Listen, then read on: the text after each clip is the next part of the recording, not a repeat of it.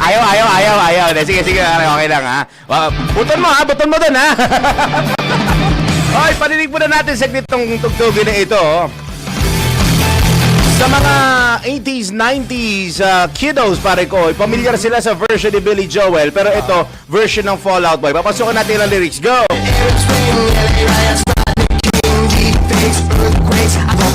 Oh, diba?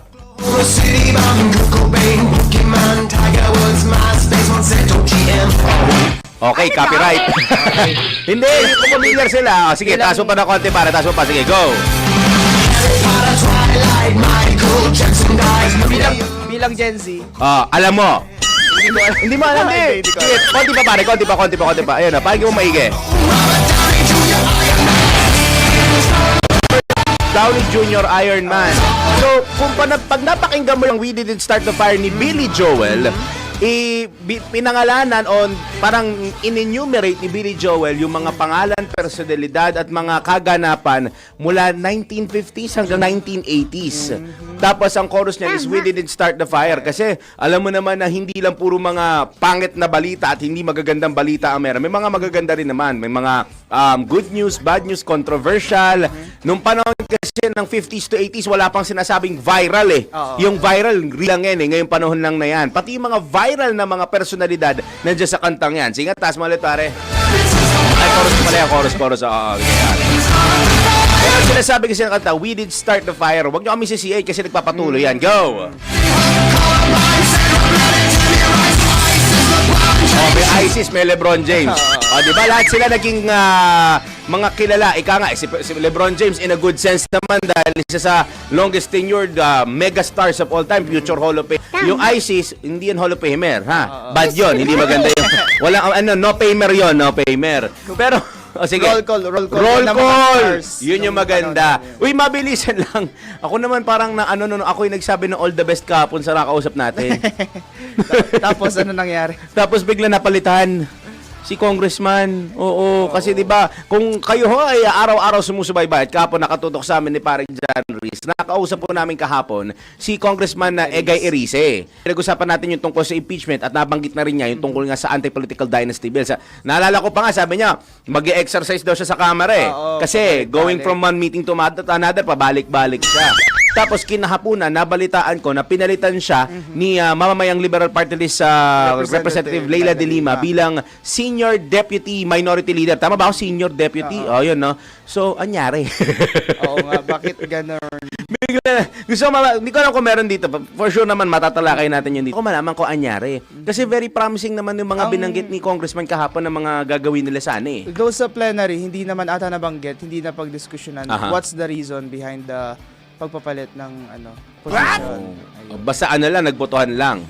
Pero malamang, gaya na Senado, may mga caucuses yung mga yan eh. So malamang sa caucus nila nagkaroon ng diskusyon. Siguro naman mamaya si Patrol 30 magbibigay ng update yan kung anyari. Kasi yun ang tanong ng mga, lalo na ng mga nasa Caloocan na nakakalam kay Asman Risa na mayroong, kumbaga somehow may stroke kasi nga may higher position ng konti siya, ika nga, sa House of Representatives. Tingnan natin how this would also affect yung kanyang mga gustong i-push through na mga panukala. Specifically, the anti-political dynasty bill. Na alam naman nating ilang beses nang kinukulit din ni Pangulong Marcos na i-push through. Pero sabi nga ni Congressman Erice kahapon, nakadepende na lang kung sino ang pipiliin ni PBBM. Kung yung mga kaalyado na malamang ang sasabihin no, o yung kanyang political will to push through and go with it at mapirmahan. Tama. Isa pang gusto kong bigyan ng pansin yung naging statement ng isang kongresista. May statement si isa. Parang sige. misogynistic remarks niya. Ay, oo! Alam mo yun, nag-trending yan. Hindi ko lang alam kung kasama kay nandiyan na yung alarm clock mo. Nandiyan si alarm clock mo na mismo eh. Mamaya di ko alam kung kasama sa linya ng mga nagbabagang showbiz news. Hindi ko lang alam. Depende ko ano nga inihahanda ni Mima Anton para sa atin. Alam mo naman, kabog na kabog lagi yung mga balita na dala ni Mima Anton. Ang ironic lang na Women's Month. Exactly! Kaya nga, yung kapatid nag-post, anyari sa'yo kong, non-verbatim yung sinasabi ko, anyari sa'yo kong, Happy International Women's Month. Ay, naka, good morning. Ay, magandang umaga po ng Wednesday! Miyerkules na po po ngayon, ika-apat na po sa buwan ng Marso 2026. Sa inyo na po ang Pinoy Gising sa DWIZ at Radio Channel 23. Balita, kulitan at kwentuhan tayo hanggang alas 6 in the morning. Kami po ang inyo palagi ang kasama, Daryl Justin At John Riz Calata. Pinoy Gising! Mga balitang gigising sa'yo sa Pinoy Gising Headlines.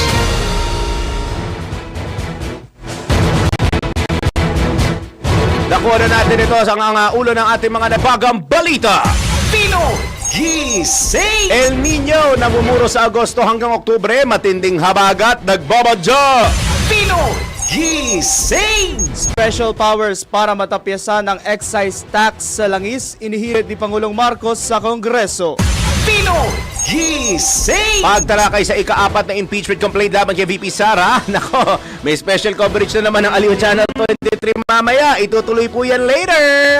Pinoy Gising! Balita sa ibayong dagat, Ukraine nangangamba sa posibleng epekto ng tensyon sa gitnang silangan sa kanilang digmaan laban sa Russia. Pinoy Gising! Sa sports, dating UAAP High School MVP Kiefer Alas, balik bansa na. Pinoy Gising! At para sa ating segment, paggamit ng smoke belching na sasakyan sa kalsada, nako, bawal ito. Pinoy Gising! Ikaw ba pare, ginagawa mo ba pagtulog ng nakatagilid? Oo. Ako din naman ginagawa ko. Pero totoo nga bang masama po sa katawan yan? Yung palagi ang pagtulog ng nakatagilid. Nabulol pa ako doon. Mamaya, let's prove it! Pinoy Gising! Pasig City Mayor Vico Soto nanalo ng $1 million mula sa isang organisasyon. Alamin natin yan kung fact or fake. Pinoy Gising! At sa mundo ng showbiz, Lexie Gonzalez ipinagtanggol ang ex-boyfriend na si Hil Cuevo matapos madawit sa viral scandal video. Pinoy Gising! 15 minuto na lamang po bago sumapit ang ikilima ng morning. Dako na tayo sa gigising ng bubulabog ng gugulat ng bubulahaw na detalye ng mga balita.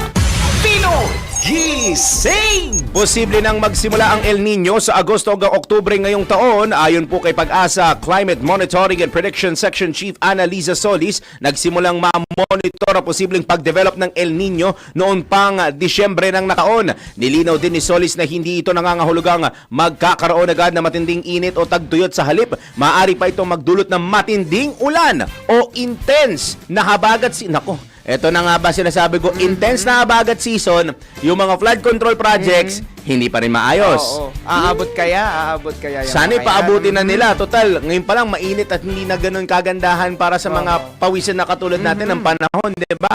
Anyaya, pagtapos that season ay saka pa lamang maaaring makaranas ng dry spell. Dagdag pa ng Pag-asa, kung magtutuloy-tuloy ang El Nino, maaari nang makaranas ng below normal na dami ng ulan sa huling bahagi ng 2026. Pinoy Gising! Samantala, isinawalat ni Pangulong Ferdinand Marcos Jr. na hihirit siya sa Senado at Kongreso ng dagdag na kapangyarihan para maibaba ang excise tax sa produktong petrolyo sakaling lumampas sa $80 kada bariles ang presyo ng Dubai crude. Ayon kay Pangulos, kailangang may nakahandang hakbang ang pamahalaan upang mapagaan ang epekto ng pagtaas ng presyo ng langis sa publiko. Iginiit ng Pangulo na dahil sa nagpapatuloy na tensyon sa Middle East, posibleng tumagal pa ng 4 hanggang 5 linggo ang kaguluhan na nagdudulot ng pangamba sa pandaigdigang supply ng langis. Gayunman, tiniyang ni Pangulong Marcos na may sapat na supply ang Pilipinas na maaaring tumagal ng 50 hanggang 60 araw. Pinoy Gising! Tinapos na po sa Kamara ang ikalawang pagdinig ng House and Justice kaugnay sa dalawang impeachment complaint laban kay Vice President Sara Duterte. Sumentro ang pagdinig sa pagtalakay sa 5 grounds na nakapaloob sa ikatlong impeachment complaint na inihain ng grupo ng mga pari, madre at mga abogado na inendorso ni mamamayang Liberal Party List Representative Leila De Lima. Sa huling manifestation, binigyang diin ni Representative De Lima na ang ikatlong reklamo laban kay VP Sara ay malinaw na may bigat o may tuturing bilang sufficient in substance. Anya, ang mga ebidensya ay detalyado at suportado ng mga testimonya at mga dokumento kabilang na ang annexes, audit findings, certification at sworn testimony. Sa pahayag ni Committee Chairperson Jervil Luistro, ngayong araw po, ngayong Wednesday po na ito, tatalakayin at pagbobotohan ng pinal na determinasyon kung sufficient in substance ang ikatlong reklamo. Isasabay din ng komite ang pagtalakay sa ikaapat na reklamo na inihain ng private citizen na si Attorney Nathaniel Cabrera na inendorso naman ni na House Deputy Speaker Tega V at Manila Representative Bienvenido Benny Abante Jr. Pino Gising! Posibleng tumaas sa 10 piso kada litro ang presyo ng produktong petrolyo sa mga Aray! susunod na linggo. Aray mo! Aray! Bunsod ng patuloy na tensyon sa pagitan ng Estados Unidos at Iran. Ayon kay Energy Oil Industry Management Bureau Director Rino Abad, kung aabot sa $20 ang dagdag presyo sa kada bariles ng langis sa pandaigdigang merkado, posibleng magkaroon ng karagdagang 7 hanggang 10 pesos ang presyo ng petrolyo sa bansa. Aray ko. Tiniyak ni Director Abad na patuloy na minomonitor ng ahensya ang galaw ng merkado habang nakikipag-ugnayan sa Department of Transportation at Agriculture. Kaugnay ng posibleng pagpapalabas ng fuel subsidies. Maaaring ma-activate niya ang fuel subsidy program kung ang average ng Dubai crude ay umabot sa hindi bababa sa $80 kada bariles sa loob ng isang buwan. Matatandang umakyat na sa $82 ang kada bariles ng Brent crude future, pinakamataas mula Enero ng nakaraang taon. Pino Gising! Yan po ang unang bugso ng ating balitaan ngayong araw po ng Wednesday. Oy, Baklaran Day po today ha, March 4, 2026. Diyan lamang kayo, Philippine Standard Time! Hoy! Pinoy Gising na! Wakey, wakey! Alas 4:49 na po ng morning, mabilisang break. Iba pa mga balita sa pagbabalik ng Pinoy Gising! Mga balita po natin sa Pinoy Gising. Wakey, wakey na po tayo. 7 minuto na lang in 10 seconds. masyado ka advance magsabi ng oras eh. May 5 segundo pa. Gusto mo na- Eksakto pa, eksakto. Eksakto Mga pa. Di, segundo. ayan o. Segundo na lang naman eh. 1 segundo na lang. Impunto! Ayun, Ayun. 7 minuto na lamang po bago mag alas 5 ng morning. On a Wednesday, tanggap tayo ng ulat, paring Daniel, mula sa ating Metro Patrol. Metro Patrol reports! Ay nako, pare ko, ang inaabangan ng sambayanan. Ang masasarap na ulam at ang pampasakit ng ulo ninyo, ang presyo ng bilihin. Ayun. Nag-ikot ang ating palengke queen sa Maysan Market sa Valenzuela at Libis Espina Market sa Caloocan. Anong hinahangad mo marinig na ulam tip ngayon kay Yusek? Ako, ewan. Ano bang kita- DFC pa rin. DFC. pa rin, hinihintay ko. DFC pa rin. Yun pa rin yung hinihintay ko talaga na matikman. Alam mo, nakatatlong araw ka na dito pero mga nakaraan, nakasama kitang tumulong sa programa. Tingnan natin, baka naman by December 2026 makuha natin ang DFC niya. Cravings ko ngayon kare-kare pero parang hindi aabot dun sa budget ni Mama Beth eh. Hindi, malay mo, may discount Sa DTI na budget. sa DTI ba? Diba, Hindi, inaayos ni Mama wala, Beth. wala sa kanya yun. Mas wala malupit sa kanya. to sa DTI. Pero hello po sa mga taga DTI. Magandang umaga po sa inyo. Si Yusek, Mama Beth Samson sa kanyang palengke report. Mama Beth, good morning! Good morning, Mama Beth. Good morning! Good morning, Daryl. Good morning, syempre, John Riz Calata. Ayan, dito sa palengke natin, ang mga presyo dyan, halos hindi pa naman gumagalaw pero may 2 gulay na nagtaas. Sa baboy, ang kasing, laman, pigi at giniling 350 per kilo, samantalang 380 ang kilo ng liempo at ang manok 180 hanggang 200 per kilo. Sa isda naman, ang bangon 220 hanggang 320 per kilo, depende sa laki. Galunggong 320. Sapsapat lapad 200 kada kilo. Samantalang ang ulo ng maya-maya at talakitok 200 per kilo ang pangsigang sa miso na yan. Ang hipon 280 hanggang 550 per kilo. Meron din tingi na 100 piso. Ang puset kalawang 280 hanggang 400 per kilo, samantalang 320 naman ang kilo ng bisugo at espada. Ang lapo 600. Ang tilapia 150 per kilo. Sa atin namang gulay, ang repolyo at labano 60 per kilo, ang peche 50.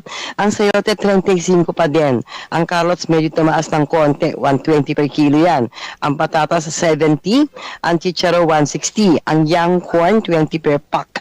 Ang red bell pepper medyo tumaas ng konti by 160. Ang Baguio beans o ang bichuelas 100 kada kilo, tumaas ng 20 yan. Ang sibuyas na pula 100 per kilo, ang puti 100 per kilo, samantalang ang local onion 80. Ang bawang 120, ang labuyo 180. Ayan, para naman sa ating ulam tips. Si Daryl, hindi yan kumakain ng meat pag Wednesday. Tama, Alam tama. ko yan. Yun. Correct? Oo, tama. Kami naman, pag Friday, Ako every rin Friday, hindi. Mama Beth. Friday. Yes. Okay. Sa mga gustong kumain ng ito mga baboy at karne sa on a Wednesday, pwede kayo magsadong baboy, mechadong baboy, nilaga o sinigang na baboy. Pwede kayo magtinola, kaldereta, afritada, kinamatisang manok. Tapos, pwede rin kayo mag kare-kare. Yun! Ang gawin niyo, kare-kareng, Yun. kare-kare, yung tuwalya, mura lang naman ang kilo niyan. Okay. Mura lang, pwede. Wag lang yung baka. Kaya-kaya, Mama Beth. Hindi, kaya mo yan. 50,000 sahod mo eh. Oy. Oh, sana. Sana. Oh. Sana all. Ayan. Pwede naman dyan, Riz kare-kare. Pag on a Wednesday naman na nangingiling tayo, katulad ni Daryl, pwede kayong kare-kare. Pero, kare-kareng gulay. Yun. Pwede pa rin. Alamang pa rin ang sausawan yan. Ang hindi lang inaalis dyan, sa Miyerkules, pero lang si Daryl, pero lang, ay, eto hindi pwedeng mawala. Baon ng bagets, Ayan na. hindi bagets, Ayan. tanghalian, hapunan, ang hindi pwedeng mawala. Ang tabayanan niya, busy lang ang inyong inay. Yan. Parang ganyan, ready mo na. Oo. Hinahabol ko pa yung record. Ayan. DFC Yun. ang Daryl's Fried Chicken. Nabigay na ang dighay. So, ilang pira? Parang Daniel, labilang mo ba kung ilang manok na yung utang ni Mama Beth? Dami na. Pag ako nag-pack niyan at dinala ko dyan sa station, pinakamarami kay Daryl, kay John Rhys, Yun. at kay Boy Dighay.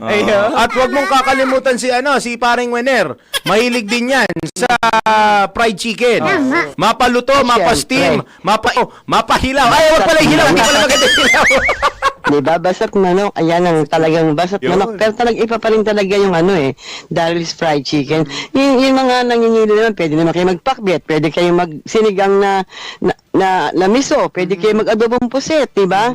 Maraming pwedeng lutuin other than sa mga sinabi ko pa. Anyway, para sa ulam tips sa pinagkising, ang inyong Metro Patrol, Mama Beth Samson ng DWIZ, nagbabalita at syempre, babalita tama, diba? At araw-araw, nagbabudget pa rin tayo ng tama. Yan.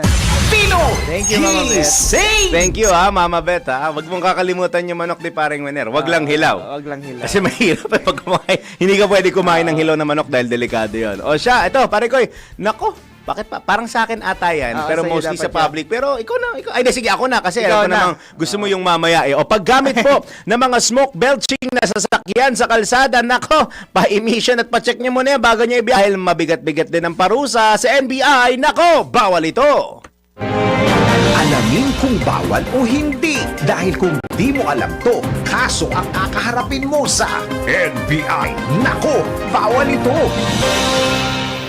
Paggamit ng smoke belching na sasakyan sa kalsada? Nako, bawal ito. Kung isa kang commuter, marahil napapansin mo ang iba't ibang kulay ng usok na ibinubuga ng bawat sasakyan. At kung ito'y paitim ng paitim, mas delikado ito ilang sa kapaligiran kundi pati sa kalusugan. Kaya paano kung ang sinasakyan mo ay hindi pala pumasa sa emission test pero bumabiyahe pa rin sa kalsada? Nako, alam mo bang labag sa batas yan? Alinsunod sa Republic Act No. 8749 o mas kilala bilang the Philippine Clean Air Act of 1999, mahigpit na ipinagbabawal ang paggamit ng anumang sasakyang mayroong visible smoke emissions na lagpas sa itinakdang emission standard ng Department of Environment and Natural Resources. Sa ilalim batas na ito, ang mga enforcer ng Land Transportation Office at mga lokal na pamahalaan ay may kapangyarihang hulihin, tikitan at i-impound ang mga sasakyang smoke belchers. Ayon sa batas, ang sinumang lumabag ay maaring magmulta mula 2,000 piso hanggang 6,000 piso na posibleng humantong sa pagkaka-impound ng sasakyan o kanselasyon ng rehistro ng sasakyan. Kaya sa mga motorista, huwag tipirin ang maintenance ng inyong sasakyan dahil sa konting pagpapabaya, malaki na ang epekto sa kalikasan. Sumunod sa batas para hindi ka masabihan ng, nako, bawal ito. Pinoy Gising! Ay, sadali. Okay lang bang magbigay itong showbiz natin mamaya pare? Ipasok na natin around 5:25. Dahil impunto na pala, dahil si Mama Liway at si Mama Susan naghihintay na sila para magbalita sila dyan sa North Luzon. Kaya pagbigyan na muna natin sila. Maraming salamat po sa mga giliw natin taga-subaybay sa 89.3 DWIZ News FM Northern Luzon, Dagupan. Susunod na po dyan, banggit kong angkor sa kanilang programang Todo Balita at Komentaryo. Pero impunto alas 5 na po ng morning, isang isang oras na tuloy-tuloy na balitaan na walang hilaw na manok. Susunod na. Muli ngayon po ay midweek, Wednesday morning, 4 ng Marso tong 2026. Balikan natin ang ating mga headlines. Pino Gising! El Nino namumuro sa Agosto hanggang Oktubre, matinding habagat nagbabadya. Pino Gising! Pangulong Marcos humirit ng special powers sa Kongreso para matapyasan ang excise tax sa langis. Pino Gising! Ika-4 na impeachment complaint laban kay VP Sara tatalakayin na mamaya. Pino Gising! Balita sa Ibagat, Ukraine nangangamba sa posibleng epekto ng tensyon sa gitnang silangan sa kanilang digmaan laban sa Russia. Pino Gising! Mamaya sa sports, dating UAAP High School MVP Kiefer Alas balik bansa na. Pino Gising! At para sa ating segment, Sige, kaya mo yan. Ayan. totoo bang masama sa katawan ang palaging pagtulog ng nakatagilid? Tara, let's prove it! Pino Gising! Pasig City Mayor Vico Soto nanalo ng $1 milyong mula daw sa isang organisasyon. Alamin natin kung totoo o hindi sa Fact or Fake. Pino Gising! Para sa balita sa mundo ng showbiz, Lexie Gonzalez ipinagtanggol ang ex-boyfriend na si Hil Cuevo matapos madawit sa viral scandal video. Pino Gising! At Alden Richards kinilala ng BIR bilang isa sa mga valuable taxpayers sa 2025. Aba, gising na para mas maraming grasya! Pinoy Gising! Diba kung hindi Love the Philippines, Aha. Popster. Ay nako, ang bilis po ng oras natin. Maganda morning po ulit sa inyong lahat. 6 na minuto na po. 6 minutes na makalipas ang alas 5 ng Wednesday morning. Yahoy! Dako na tayo sa iba pang detalye ng mga balita. Pino Gising! Pagpapatuloy na ating balitaan ngayong Wednesday morning, nananawagan ng Liga ng Transportasyon at Operators sa Pilipinas na tanggalin o bawasan ang excise tax sa mga produktong petrolyo. Ayon kay LTOP National President Orlando Calando Marquez, ito ay upang maibsan ang pasakit sa mga tsuper ng pampublikong sasakyan sa gitna ng panibagong sigulot sa gitnang silangan. Bukod kasi anya sa mga issue ng mga kolorum na sasakyan, mga e-trike sa pangunahing kalsada at katiwalian sa sektor ng transportasyon, damay din ang publiko sa pagsirit ng presyo ng langis at ang pagsabay ng pagtaas ng ng spare parts. Kailangan ay yung panawagan na matagal na namin pinananawagan na yung excise tax. Mayroon tayong IBAT, excise tax, may bill na tax ng fuel. So napakataas yung buwis natin sa fuel. Dapat lang naman na bawasan na dahil nga kawawang tao. Dahil unang-una itong problema ng traffic. Hindi biro-biro itong traffic na problema natin. At saka yung napakataas na presyo ng mga spare parts, lalo na sa fuel at saka yung mga spare parts na hindi naman po deregulation law, pero isinasabay nila sa presyo ng fuel yung mga spare parts. Dagdag pa ni Calando, nangako rin si Land Transportation Franchising and Regulatory Board o LTFRB Chairman Vigor Mendoza II na personal itong tutulong upang maisakatuparan ang fuel subsidy para sa mga tsuper. Kahapon nag-usap kami personal na pinuntahan ko sa kanya dahil nakipag-sit ako ng appointment. Kasama ko yung Executive Vice President. Ay sabi niya, asahan mo, sabi niya, Pangulo. At tutulong ako dito, sabi niya, talagang ito ay hindi ko tatantanan ito, sabi niya, dahil grabe na talaga dahil nga unang-una ho, ang pamilya naman ng ating kaibigan ay unang tagaling din sa mga transportasyon ang pamilya ni Atty. Vigor. Alam ni Atty. Vigor. Yan po ang tinig ni LTOP National Calando Marquez sa pareham ng DWIZ. Pino Gising!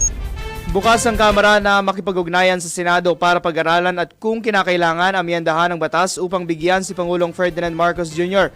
ng sapat na kapangyarihan na maibaba ang excise tax sa mga panahong may matinding pagtaas ng presyo ng langis. Kasunod ito ng lumalalang tensyon sa Middle East kung saan nakikiisa ang Kamara sa layunin ni Pangulong Marcos na protektahan ang mga mamamayan laban sa epekto ng pagtaas ng presyo ng langis sa pandigang merkado. Ayon kay House Speaker Faustino D. III, kung lalampas sa $80 ang presyo kada bariles ng Dubai crude, posible itong maramdaman ng ating mga kababayan. Partikular na tinukoy ni Speaker D ang pasahe, presyo ng pagkain at iba pang pangunahing bilihin. Aniya, Kaisa ang Kamara sa panawagan na ang lahat ng tanggapan ng pamahalaan ay magsagawa ng mga konkretong hakbang upang makatipid sa paggamit ng kuryente.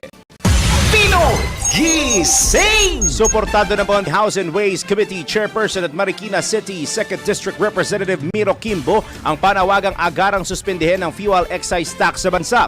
Kasunod ito ng nararanasang krisis sa gitnang silangan na posibleng magmitsa para tumaas ang presyo ng crude oil sa pandaigdigang merkado. Para kay Kimbo, dapat magpasa ang Kongreso ng panukalang batas na magbibigay kapangyarihan kay Pangulong Ferdinand Marcos Jr. na tugunan ang fuel excise tax at ang tumitinding tensyon sa gitnang silangan. Naniniwala si Kimbo na ito ang tamang panahon na maghanda ang Pilipinas sa posibleng pagsirit ng presyo ng langis.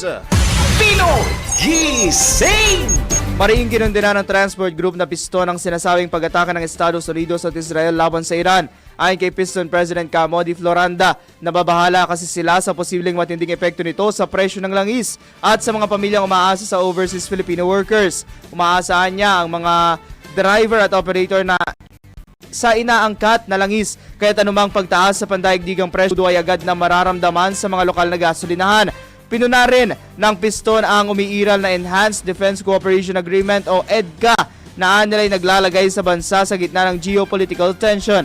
Kabilang sa panawagan ng grupo ang agarang pagtigil sa operasyong militar laban sa Iran at pagtanggal ng buwis sa produktong petrolyo upang maibsan ang epekto ng oil price hike sa mga Pilipino.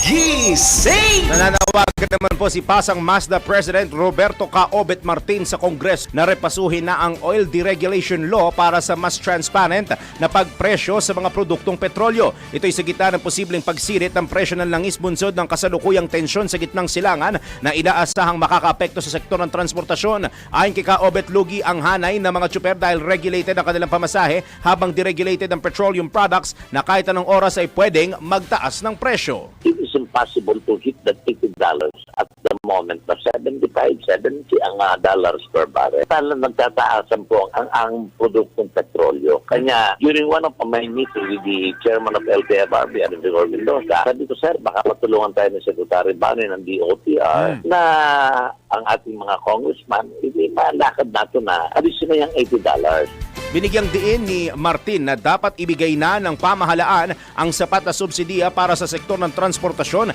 higit lalo sa mga jeepney driver na muling naisantabi ang hirit na taas pasahe. Nag-anunsyo ang Pangulo, BBM, na hindi pa napapanahon para magtaas ng pamasahe. Kaya nung pa man, una ang DWIC sa iyong istasyon, nire-respeto po namin ang desisyon ng Pangulo. Subalit, ang tanong ko lang po, ano naman po ba ang maibibigay na turo ng Pangulo natin sa hanay ng transportasyon? Sapagkat talagang mahihirapan na po kami lahat. Yan po ang tinig ni Pasang Mazda President Roberto Caobet Martin sa panayam ng DWIZ. Gising! Ipinanawagan ng Transport na Laban TNVS sa pamahalaan ang agarang pagbibigay ng fuel subsidy sa mga tsuper. Ayon kay Jun De Leon, presidente ng Laban TNVS, kailangang ding maisaayos ang sistema ng pagbibigay ng subsidy. Giit pa ni De Leon, ito ay isang emergency na bunsod ng sunod-sunod na pagtaas ng presyo ng gasolina nitong mga nakaraang linggo. Madalas atrasado or delay ang pagpasok ng mga subsidiya katulad ng fuel subsidy. Ito po ay emergency. Baka po dumating ang fuel subsidy kung kailan mababa na yung gasolina. Ganun po eh. Dapat ngayon, mataas ang gasolina, dapat ora mismo. Nanawagan din si De Leon sa Land Transportation Franchising and Regulatory Board na silipin ang komisyon ng Transport Network Companies. Dapat, number one, silipin ng LTFRB yung mga komisyon ng Transport Network Company. Para kahit papano, pag naibaba ang komisyon, lalaki ang kita ng mga driver. Hindi tatamaan naman ang mga nanakay. Yan po ang ating mungkahi. Yan po ang tinig ni Laban TNVS President Jun De Leon sa panayam ng DWIZ.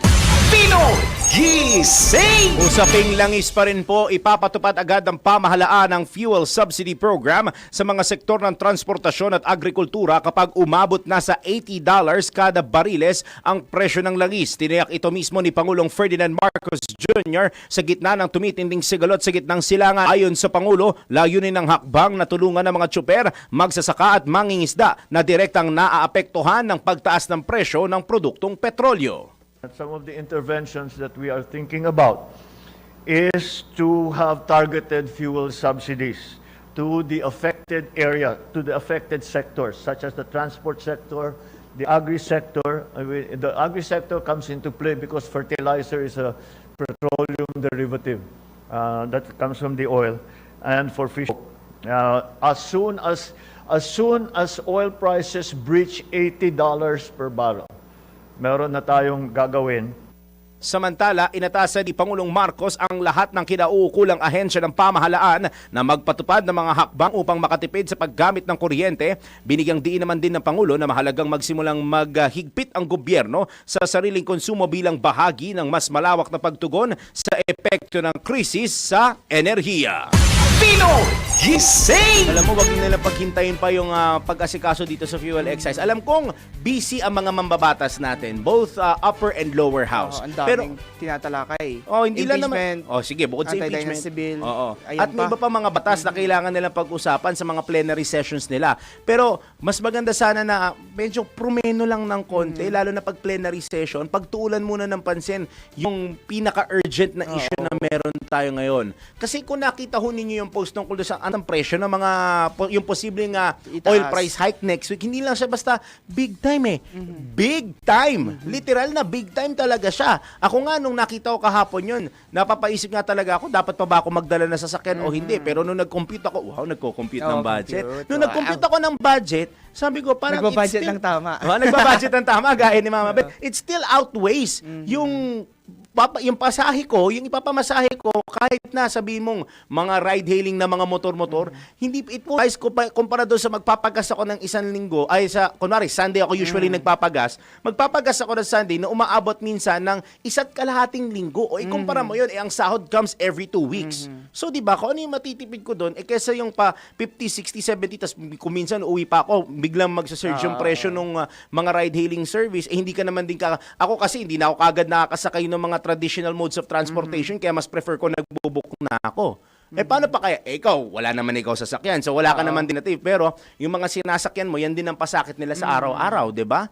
So magandang unahin na kagad ito. Yung impeachment, pwede nyo ipreno ng saglit lang yan. 1-2 oras, yung mga measures may papasa para naman sa ikagiginhawa ng mga kababayan natin. Unahin muna yung pinaka-importante, di ba? Unahin natin kung ano yung pressing. Muna. Yes. Yung pinaka-urgent. Yung pressing issue na nasa harap na natin kaysa yung pressing issue na kakaharapin pa lang natin kasi marami pang prosesong pinagdadaanan. Di ba? Approve, Mr. Chairman. Approve. Sa oras ho natin na 16 na minutes, 16 minutes makalipas ang alas 5 na Wednesday morning.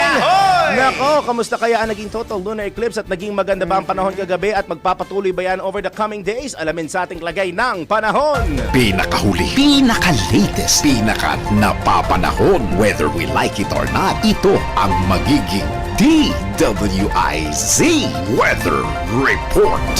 Mula po sa Pag-asa Weather Forecasting Center, nasa linya po natin ang kanilang weather specialist na si Miss Lori de la Cruz. Miss Lori, magandang morning po.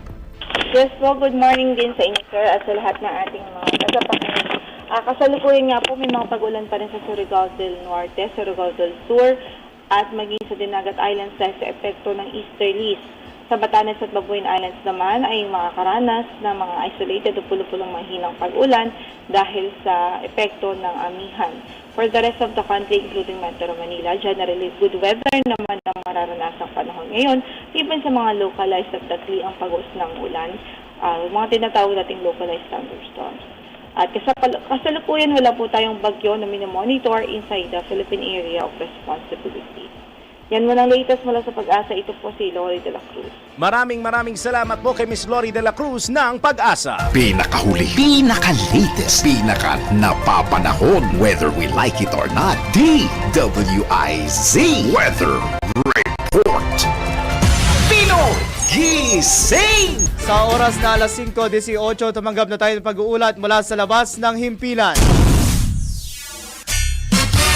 Pangulong Marcos tiniyak na tuloy-tuloy ang pagkikipag-ugnayan ng pamahalaan sa mga bansa sa Middle East para sa repatriation ng mga Pilipino. Detalye mula kay Patrol 13, Gilbert Ferdez. Patuloy ang pagkuha ng impormasyon ng pamahalaan sa iba't ibang bansa sa gitnang silangan kaugnay ng sitwasyon sa kanilang lugar. Ayon kay Pangulong Ferdinand Marcos Jr., nakadepende kasi anya sa mga ito kung paanong ligtas na may lilikas ang mga Pilipinong humirit ng repatriation. Paliwanag ng Pangulo, ang mga lokal na otoridad sa Middle East countries ang nakakaalam kung kailan pwedeng gumalaw at pumasok para maglikas ng mga tao at kung saan dadaan at dadalhin ng mga ito. Kabilang sa mga binanggit na contact points ng Presidente ang mga kaibigan sa US at Israel government. Sa ngayon, siniguro ng Pangulo na may nakahanda ng mga bus at iba pang sakyan at naghihintay lamang ng window hours para mailabas ang mga Pinoy do. Patrol 13, Gilbert Perdes para sa Himpilang May Todong Las, DWIZ. Nagbabalita ng tama, naglilingkod ng tama. Pino Gising! Dako tayo sa Senado. Paghahanap ng ibang mapagkukunan ng supply ng langis, iminungkahi. Detalye mula kay Patrol 19, Celly Ortega Bueno. Makabubuting humanap ng ibang sources o pwede mapagkunan ng supply ng langis ang bansa. Minungkahi ni Senator Erwin Tulfo, nababahala kasi ang senador na kapag tumagal pa ang tensyon sa gitnang silangan, posibleng magkaroon ng rationing ng supply na langis at hindi ito sasapat.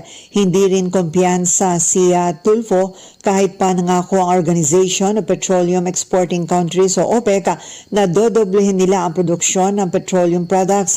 Ito dahil saan anya dadaan ang mga barko na naghahatid ng langis kung nagbanta ang Iran na harangin at palulubog mga oil tankers na dadaan sa Strait of Hormuz. Inirekomenda ni Senator Tulfo na ikonsidera ang pagbili ng oil supply sa Indonesia at Malaysia na siya ring pinagkukunan ng mga maliliit na players ng oil industry sa bansa.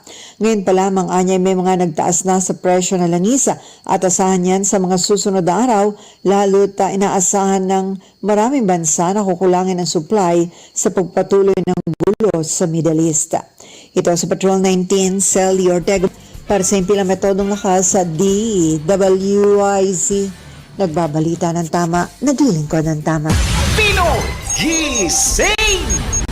Samantala, ito na pahayag ni QC Representative Suntay sa pagdinig ng House Committee on Justice, taliwas sa adhikain ng lungsod para sa mga kababaihan. Report mula kay Patrol 38, Jen Patrolya. Hinmok ni Quezon City Mayor Joy Belmonte si Quezon City District Representative Bong Suntay na mag-sorry o humingi ng paumanhin hinggil sa pahayag nito sa pagdinig ng House Committee.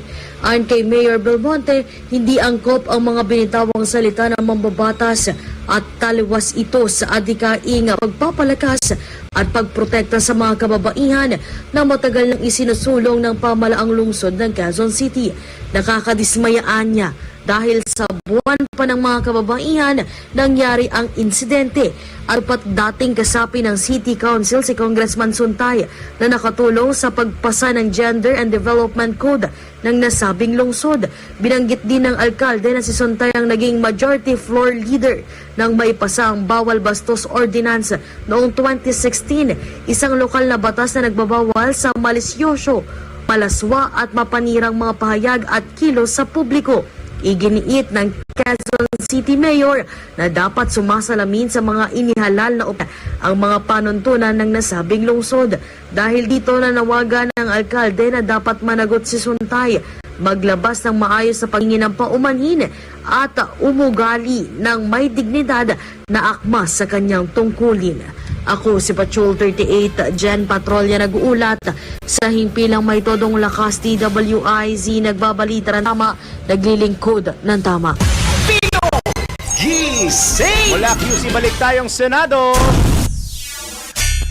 Mga kumpanya ng petrolyo ipinatitiyak na hindi umaabuso sa pagtataas ng presyo ng langis. Nagbabalik si Patrol 19, Celly Ortega Bueno. Mahalagang matiyak na hindi nagsasamantala at hindi sobra-sobra ang pagtataas ng presyo ng mga kumpanya na langis. Sinabi ni Senator Sherwin Gatchalian at Chairman ng Senate Committee on Finance na dapat gamitin ng Department of Energy ang poder na repasuhin ang shipment at buffer stock ng mga kumpanya ng petrolyo para masuri kung makatwiran ang kanilang presyo sa merkado.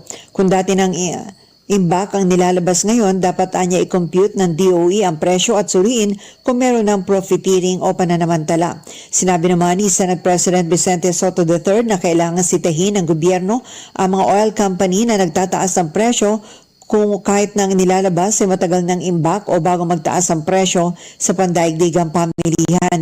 Kapwa na nagawagan sina Soto at Gatchalian sa mga kunya ng langis na huwag namang magsamantala lalo na't may potensyal ng krisis sa petrolyo. Samantala, nirekomenda pa rin ni Gatchalian sa Department of Energy na bumuo ng task force para maghanap ng ibang bibilhan ng petrolyo. Ito'y sakaling magkaipitan na ng supply dahil 70% ng ginagamit dito ay mula sa Saudi Arabia.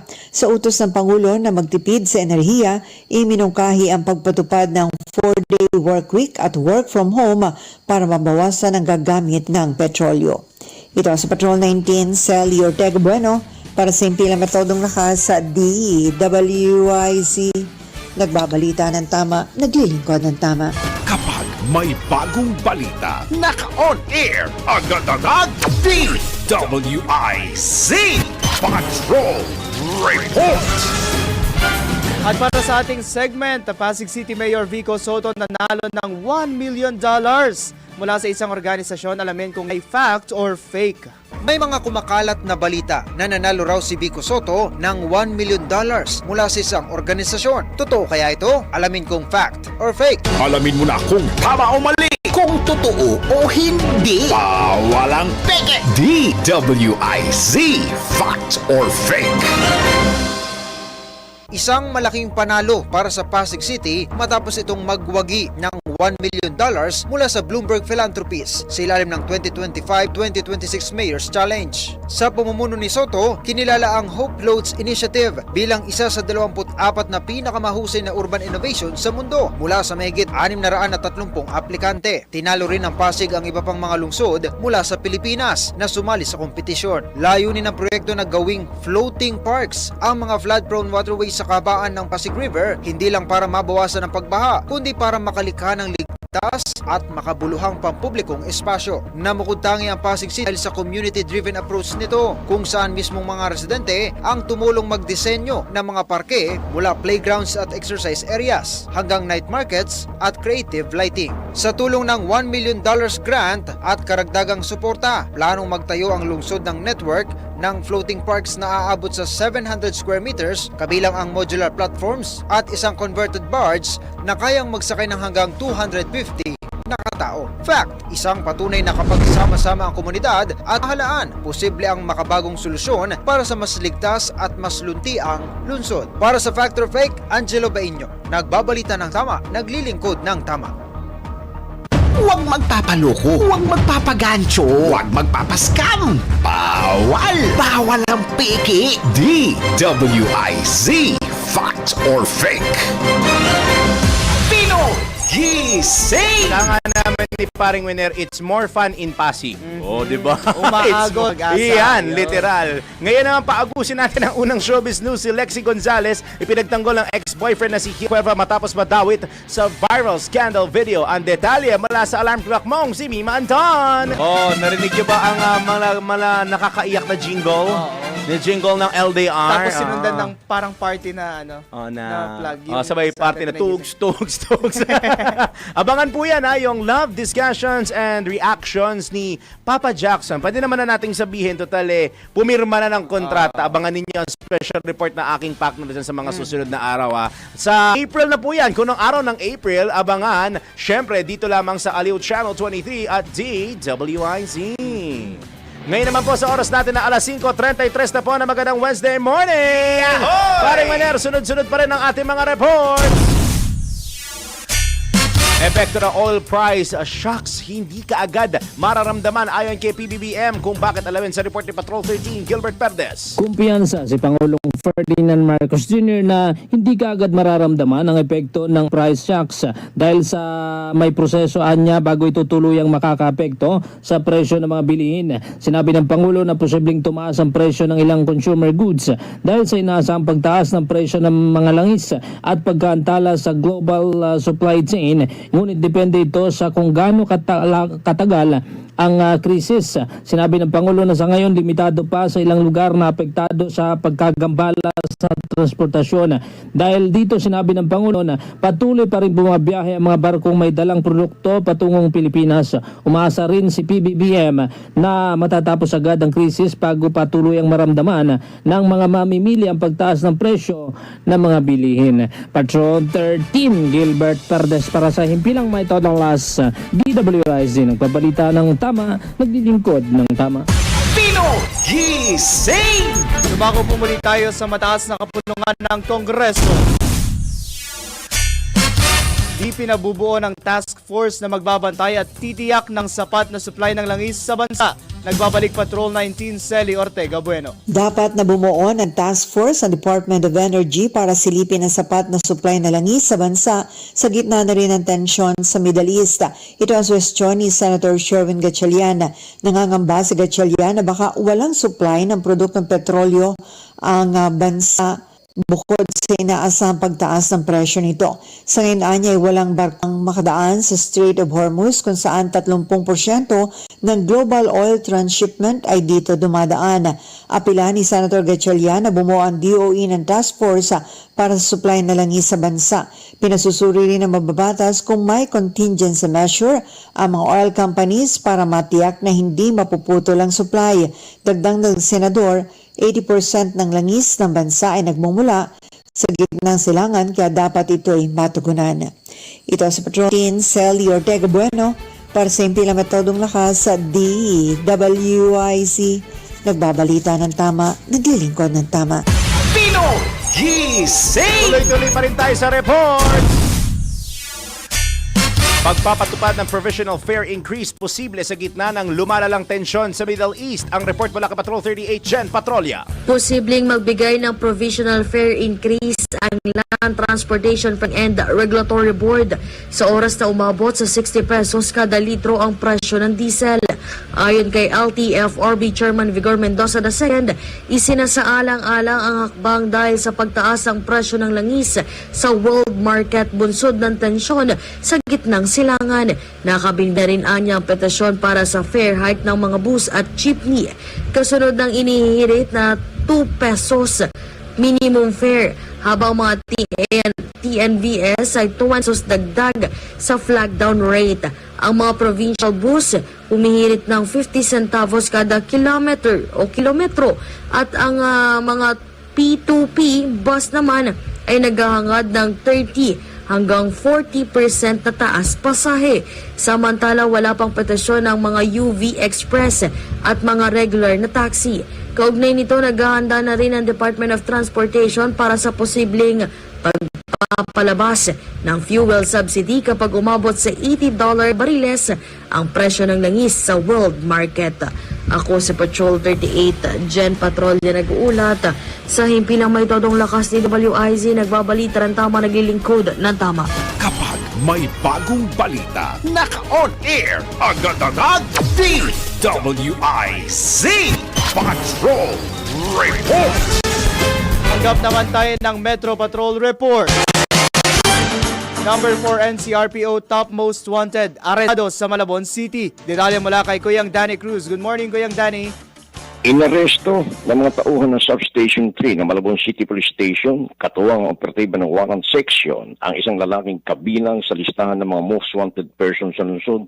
Kinilala ang suspect na si alias Eric, 29 na taong gulang, binata, walang trabaho, tubong probinsya ng Romblon at kasalukuyang naninirahan sa number 60B, Pandayan, Pira Street sa Barangay 148, Barrio, Caloocan City. Isinagawa ang pag-aresto sa kahabaan ng MH del Pilar sa Barangay Panghulo nang makatanggap ang Station Tactical Operations Center ng impormasyon sa pamamagitan ng SMS na namataan ng wanted sa lugar. Sa bisa ng warrant of arrest, dinakip ang suspect sa kasong rape at sexual assault sa ilalim ng Article 266-A, 2 bilang ng Act of Lasciviousness Ang kaso, ito'y sa kasong kriminal na kinakaharap ng suspect. Ang warrant ay inilabas ng presiding judge ng Family Court Branch 4 ng lungsod na may petsang February 9, 2026. Ayon kay Police Colonel Alan Umipi, ang suspect ay number 4 top most wanted person ng regional level ng NCRPO, number 2 most wanted person sa district level ng Northern Police District, at number 1 naman na most wanted person sa station level ng lungsod ng Malabon. Metro Patrol Danny Cruz, nasempilang may todong lakas. DWIC, nagbabalita ng tama, naglilingkod ng tama. Pino Gising! Lang ako very quick kasi pare, yung isang masugid nating sa ating pinagpipitagang reporter mula sa United States na ka-monitor, si paring Patrol 45, Raul Esperas. Good morning, So, Kuya Raul. Si Raul, bacana man. Good morning. Morning po. Isang kay paring Wender, isang sombrero lang. Okay na 'yan. Oo. Sa iyo, Chocolate polo. na lang, Chocolate. chocolate. Sa akin na 11. Hey, nako, Kuya Raul, good morning, good morning. Ingat po dyan sa Texas. Anong oras kaya sa kanya? Parang kung Texas, kung alas 5, baka mga nasa, baka lang mga nasa alas 3 ng hapon. Good afternoon sa kanya. 3 o'clock in the afternoon in Texas. It's so great there. O siya, naka-standby na po. Tuloy pa rin tayo sa ating Metro Patrol.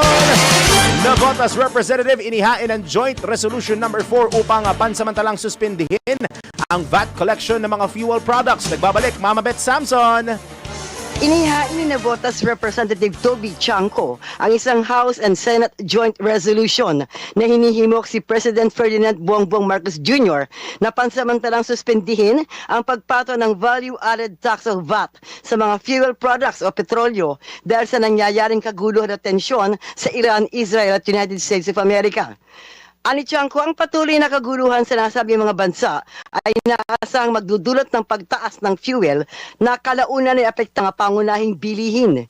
Ang pansamantalang suspension ng VAT ay mahalaga upang matulungan ng mga mamimili upang hindi mahirapan sa presyo ng mga pangunahing bilihin sa nangyayaring kaguluhan. Ani Chanco, hindi sapat ang pamamahagi ng fuel subsidies na inilaan sa mga public utility vehicle drivers at operators, maging sa tulong para sa mga magsasaka at mandalagat dahil nararapat lamang na pangalagaan ng pamahalaan ang kapakanan mamayang Pilipino.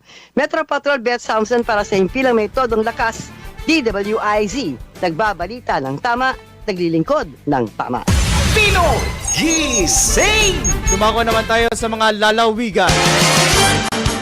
50 pesos bawat kilo ng gulay mula Benguet, pinipilahan sa Naga City. Detalye mula kay Melvin Machado.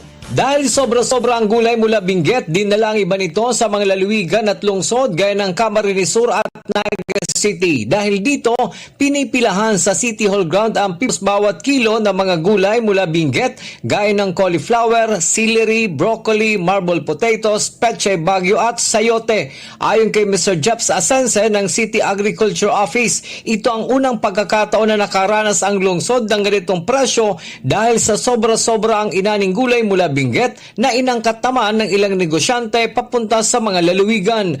Tuwing araw ng Martes ay mabibili ang natura mga gulay sa 50 pesos bawat kilo na pwedeng tumagang sa kalagitnaan ng buwan ng Abril. Samantala, tuwing Miyerkules naman hanggang araw ng Biyernes ay regular na presyo ng mga gulay na inani naman ng mga magsasaka sa lungsod ang mabibili sa kadiwa ng Pangulo. Ito ang Ronda Patrol, Melvin Machado para sa Impilang May Todong Lakas, DWIZ. Nagbabalita ng tama, nilingkod ng tama. Pino Gising! Dako naman tayo ng Central Luzon. National Road Rehab Project ng DPWH sa Pampanga matatapos na sa Abril ngayong taon. Aba, ang good news yan. Alamin natin detalye mula kay Kuyang Johnny Gole. Kuyang Johnny, good morning. Yes, ito nga yung inanunsyo ng Department of Public Works and Highways Regional Office 3 na sa buwan ng Abril daw ay matatapos na itong road major rehabilitation work sa bahagi nitong MacArthur Highway o Manila North Road sa Apalit, Pampanga portion.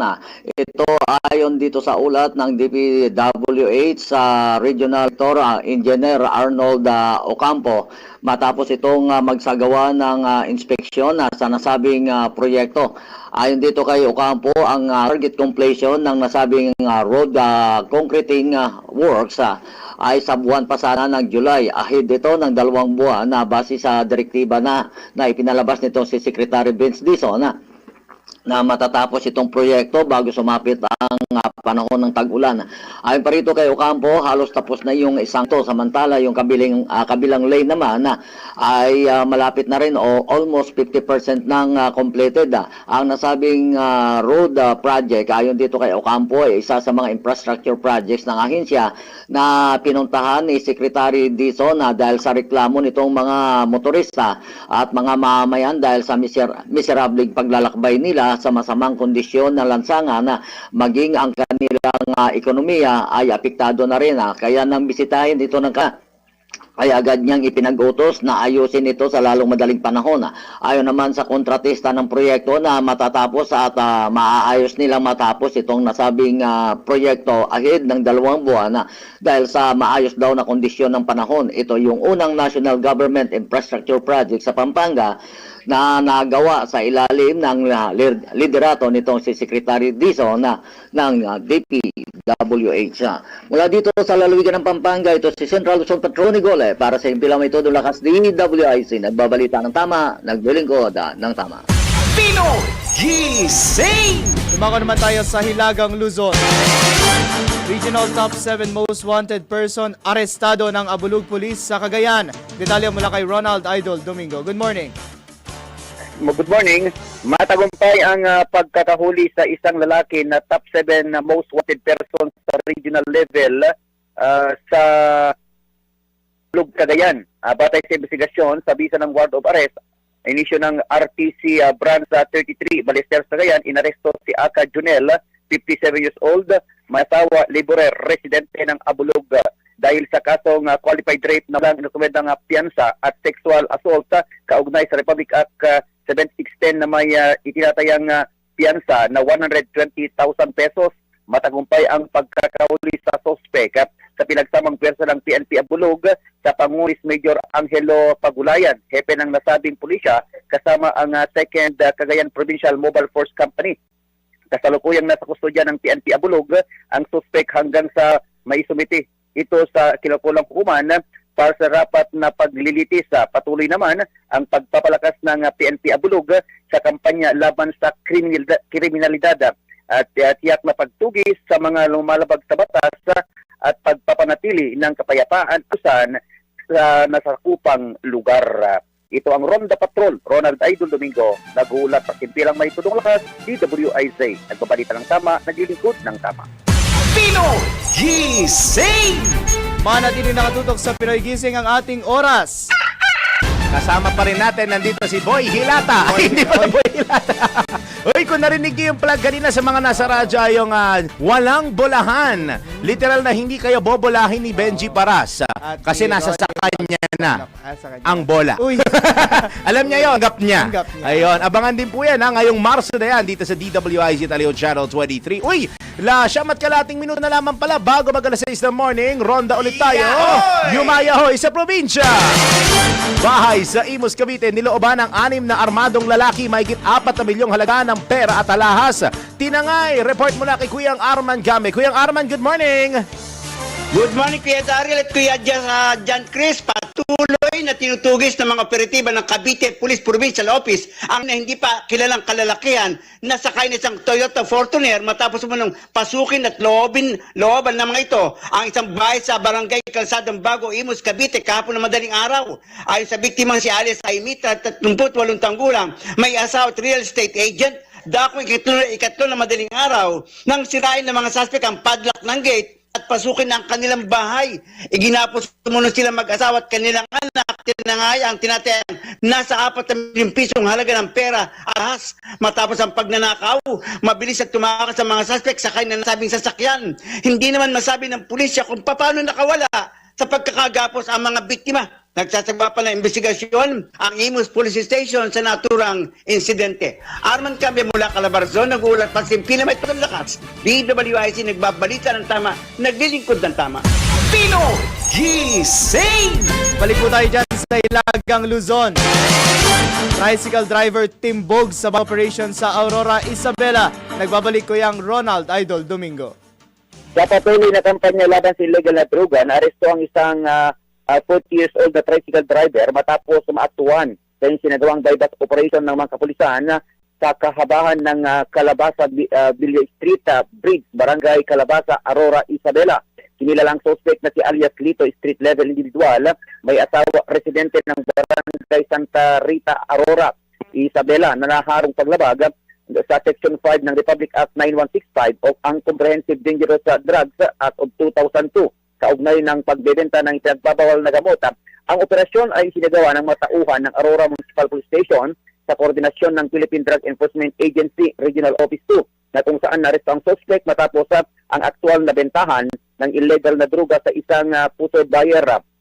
Nakumpiska sa operasyon ang mga sumusunod na ebidensya, isang piraso ng 1,000 piso bilang bypass money, heat-sealed transparent plastic sachet na naglalaman ng ilang shabu, bypass item, isang unit ng cellphone, 74 na bariyang may kabuang halagang 174 pesos personal na pera, isang kulay na sintron, isang itim na 6 pocket short pants at isang motorsiklo na may puting sidecar. Ang lahat ng nakong ebidensya ay maayos na minarkahan, tinunan ng larawan at ininventaryo sa mismong lugar ng pagkaresto sa ng suspect. Sinaksihan ito ng kinatawan mula sa National Prosecution Service at ang punong barangay ng Santa Rita, Aurora, Isabela. Alinsunod sa initaklang proseso upang mayak ang integridad ng mga kumpiskang ebidensya. Ito ang Ronda Patrol, Ronald Idol Domingo, nag-uulat sa simpilang may tulong lakas, DWIZ. Nagbabalita ng tama, naglilingkod ng tama. Pinoy Gising! Naman sa mga mahilig mag-sleep ng patagilid. Mahilig humilata ng nakatagilid. Totoo nga bang masama sa katawan ang palaging pagtulog ng nakatagilid? Tara, let's prove it. Marami sa atin ang mas komportabling natutulog ng nakatagilid. Pero may mga nagsasabing maaari raw itong makasama sa katawan kapag palagi itong ginagawa. Totoo bang masama sa katawan ang palaging pagtulog ng nakatagilid? Let's prove it. Bago maniwala sa mga claim-claim na yan, patunayan na yan sa Let's Prove It. Ayon kay Shamard Charles, isang medical doctor, ang side sleeping ay isa sa mga pinakakaraniwang posisyon sa pagtulog at maaari pang ang makatulong sa tamang alignment ng spine kung maayos ang suporta ng unan at kutsyon. Nakakatulong din ito sa pagbawas ng hilik at maaaring maging mas maganda pa para sa mga taong may mga mild sleep apnea dahil mas nananatiling bukas ang airway ng ganitong posisyon. Gayunpaman, binanggit din niya sa kanyang paral na kapag kulang ang suporta sa ulo at leeg o kung mali ang pagkakaayos ng katawan, maaaring magdulot ito ng pananakit sa balikat, leeg at balakang dahil sa pressure sa isang side ng katawan.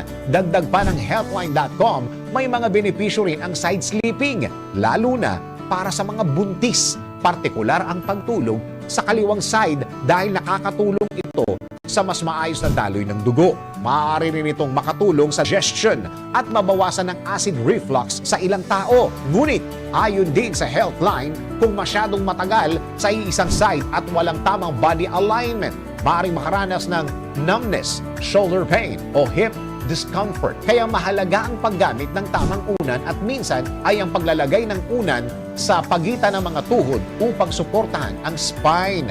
Sa madaling salita, hindi masama ang palaging pagtulog ng nakatagilid. Ngunit, maaari itong magdulot discomfort kung hindi tama ang postura at suporta ng katawan. Pinoy Gising! Sa mundo ng palakasan, ang latest malalaman sa DWIZ Sports News. Dating UAAP High School MVP Kiefer Alas, balik bansa na. Detalye mula kay paring Anjo Rinyon. Magandang umaga paring Daryl at paring John Riz. Narito na ang baling palakasan para sa Pinoy Gising. Balik bansa na ang basketball player na si Kiefer Alas matapos ang 1 taong pananatili sa Estados Unidos. Sa isang Instagram post, sinabi ng 18 anyos na combo guard na pinipili niya ang Ateneo de Manila University para sa kanyang run sa kanyang collegiate stage at nagpahayag ng kanyang commitment sa Ateneo Blue Eagles. Dahil dito nakatakdang sumabak si Alas sa UAAP Season 89. Maglalaro rin ang dating UAAP High School Boy MV ilalim ng kanyang ama na si Louie Alas na kasalukuyang assistant coach ni Tab Baldwin sa Ateneo. At yan ang balitang pampalakasan para sa araw na ito. Para sa impilang may todong lakas, DWIZ, ako po si Andrew Reñon, nagbabalita ng tama, naglilingkod ng tama. Pinoy Gising! Ngayon naman, Alden Richards kinilala ng BIR bilang isa sa mga valuable taxpayers sa 2025. Showbiz News mula kay Mima Anton. Mga latest na pinag-uusapan, mga latest na pinagchichismisan. Pinoy Gising! Showbiz Spotted! Para sa aking balitang showbiz, pinarangalan si Alden Richards bilang isa sa mga most valuable taxpayer ng 2025 sa ginanap na tax campaign kick-off event ng Bureau of Internal Revenue sa Jose Rizal Coliseum. Ang pagkilalang ito ay ginagawad sa mga individual na naging huwaran sa maayos, tama at tapat na pagbabayad ng buwis. Layunin ng parangal na ito na hikayatin ang publiko at mga kilalang personalidad na maging responsable at makiisa sa pagpapalakas ng ekonomiya sa pamamagitan ng wastong pagtupad sa tungkulin bilang mamamayan. Ayon kay Alden, ang pagbabayad ng tamang buwis ay hindi lamang legal na obligasyon, kundi isang mahalagang ambag sa nation building at pag-unlad ng bansa. At iyan aking balitang showbiz para sa impila may todong lakas, DWIZ. Ako si Anton, nagbabalita ng tama, naglilingkod ng tama. Pinoy Gising! Meron pa tayong isang minuto kaya mag-quick good morning na tayo. Bayan naman natin pare. O, isa-isahin ko na, Kuyang Nelson Malinaw. Kay Mama Susan Heronimo, sabi ni Mama Beth, happy birthday daw sa hubby, sa asawa ni Miss Susan. O, si Kuyang Eddie Heronimo. Ayun. O, maganda sa pagsabi ng birthday, may kasamang spaghetti. At Kaya DFC. Mama Su, baka, at DFC, baka naman. Baka naman. May mga bago dito kagaya ni Kuyang Prince Giaya mula sa Sultan Kudarat. Uy, ayo. Good morning, good morning. Kay Annalisa, si Annalisa Peñaflor, nakakailang sa atin to mula sa New Washington, Aklan. At parang may isa pa dito, ayun, si Len Prado, sabi niya, wina-welcome niya na si Papa Jackson kahit wala pa, hindi pa umeere. Ayun, welcome daw kay Papa Jackson. At wag natin ulit kalimutan si Kuyang Raul Esperas na magpapakape. Si mama ko, si Lilia Sonia. Ayan. Hi Tita, good morning. At kay yung mga kaibigan ni paring Paulo, ano nga sabay pangalan nito? Si Sam Yuki. At saka Joan Mendoza. Ayun. Good morning. Maraming salamat sa inyong araw-araw na pagsama, pakikinig at panonood sa ating palatuntunan. Bago tayo, pare, pwede ba, can you do the honors ibigay ang ating patama quote for today? Bago tayo magtapos, atin mo munang pakinggan ng isang patama quote. Yan. Hindi ka magiging masaya kung ang batayan mo ng kaligayahan ay ang buhay ng iba. Ayan, in short, wag kang magiging inggit. Don't sa dependent. Iba. Tsaka wag kang maiinggit sa iba. Ayun, may sarili kang kakayahan. At yan na po ang kalipunan ng mga balita. Tinapok natin sa Pinoy Gising. Paalala lang po, coding today, number 5 and 6. Kami po nyo nakasama sa balitaan, Daryl Justin at John Reese Galata. Nagbabalita ng tama, naglilingkod ng tama. Antabayanan dahil susunod na agad-agad. O parang plug lang agad-agad ang pasada balita kasama sina Kuyang 3-5, Johnny Banyes at Luna Sino. Alas 6 na, good morning! Good morning po.